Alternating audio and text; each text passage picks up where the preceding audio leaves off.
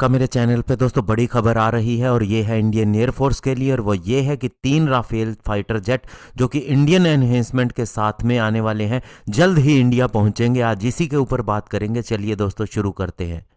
तो दोस्तों सूत्रों से पता चला है कि इंडियन एयरफोर्स के राफेल फाइटर जेट की संख्या 35 यानी कि 35 होने वाली है, क्योंकि इंडिया स्पेसिफिक एनहेंसमेंट के साथ में 3 और राफेल फाइटर जेट अगले 2 दिनों के भीतर इंडिया पहुंचने वाले हैं। और इसके बाद में दोस्तों जो लास्ट फाइटर जेट होगा राफेल, जो इंडिया स्पेसिफिक एनहेंसमेंट के साथ में होगा, यानी कि पूरी तरह से वो इंडिया स्पेसिफिक एनहेंसमेंट के साथ में होगा, ये अप्रैल मंथ के अंदर इंडिया आएगा। और उसके बाद आप कह सकते हैं कि हमें सारे राफेल फाइटर जेट डिलीवर हो चुके होंगे।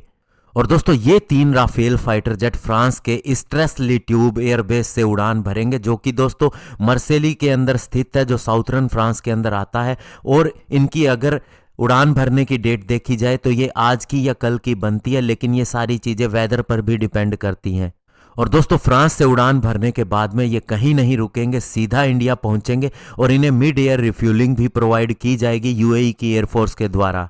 और दोस्तों सूत्रों की माने तो जब इंडिया को 36 के 36 राफेल फाइटर जेट मिल जाएंगे तो बचे हुए 32 फाइटर जेट भी अपने पड़ाव के हिसाब से फ्रांस का दौरा करेंगे, यानी वापस फ्रांस जाएंगे और वहां इंडिया स्पेसिफिक एनहेंसमेंट के लिए इन्हें मॉडिफाई किया जाएगा। और दोस्तों अगर हम इन इंडिया स्पेसिफिक एनहेंसमेंट की बात करें जो राफेल फाइटर जेट को दी जाएंगी, तो इसके अंदर long range Meteor air to air missile, low band frequency jammer, advance communication system और ज़्यादा capable radio altimeter, radar warning receiver, high altitude engine startup, synthetic aperture radar, इसके अलावा ग्राउंड मूविंग टारगेट इंडिकेटर और साथ ही दोस्तों missile approach warning system और very high frequency range decoy भी इसे दी जाएंगी। और जो last Rafale fighter jet India के अंदर पहुंचेगा अप्रैल मंथ के अंदर, उसके अंदर ये सारे सिस्टम दिए जाएंगे। दोस्तों इंडिया स्पेसिफिक एनहेंसमेंट के बाद में इंडियन एयरफोर्स इन्हें टेस्ट करके देखेगी। अगर वे सही उनकी स्पेसिफिकेशन के हिसाब से पाए जाते हैं, फिर बाकी के एयरक्राफ्ट को भी अपग्रेड किया जाएगा। धन्यवाद। जय हिंद।